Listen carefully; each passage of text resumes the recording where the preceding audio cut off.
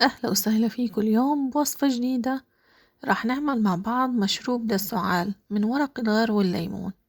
أوراق الغار معجزة ربانية لتطهير الرئتين ورفع المناعة. إذا داومتوا على شربه بالطريقة اللي راح أحكي لكم إياها ما بيلزم إنه تشتروا الدواء من الصيدليات. والأهم من كل هذا إن بنقدر نشربه لأطفالنا لتطهير الرئتين وعلاج السعال عندهم. بتمنى تتابعوا الفيديو للآخر لأني قدمت مشروب أوراق الغار بطريقتين، بتقدري تختاري أي طريقة ممكن تكون سهلة بالنسبة إلك. المكون الأساسي لوصفتنا هو أوراق الغار. خلينا نحكي شوي عن ورق الغار. هو علاج طبيعي وفعال لالتهابات الشعب الهوائية ونزلات البرد والفيروسات وللإنفلونزا والتهابات الجهاز التنفسي. وإذا كنتوا بتعانوا من الجيوب الأنفية بنصحكم باستنشاق بخار أوراق الغار. وإذا كنتوا بتعانوا من التهابات الحلق والسعال بنصحكم تجربوا وصفتنا اليوم. يلا نبدأ. أول طريقة، عندي هنا غلاية راح أضيف فيها حوالي 200 ملي من المي، وبحتاج ل3 أوراق من أوراق الغار. بحط الغلاية على النار وبقلبها من الوقت للتاني. أول ما تبدأ تغلي عندي بهدي النار على الآخر وبتركها تغلي لمدة 5 دقائق. بعد هيك بغطيها وبتركها 10 دقايق تبرد قبل شربها. هذا المشروب علاج فعال لالتهابات الشعب الهوائية.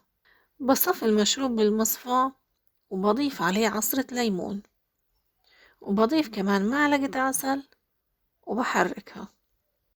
بنصحكم تشربوا هذا المشروب من 2 ل3 أكواب كل يوم. بيساعد كتير في علاج التهابات الشعب الهوائية والجهاز التنفسي. ويلا ننتقل للطريقة الثانية. بحتاج فيها ل10 أوراق من ورق الغار. بطحنها أو بكسرها لأجزاء بإيدي. في طنجرة بضيف حوالي 10 معالق كبيرة من السكر. بدنا نعمل هنا كرملة للسكر. بتركه من غير تحريك لحد ما تبدأ الأطراف عندي يدوب فيها السكر ويتغير لونه. بعد ما داب بحرك لحد ما يتحول كل السكر عندي للون كراميل ذهبي ناعم أملس.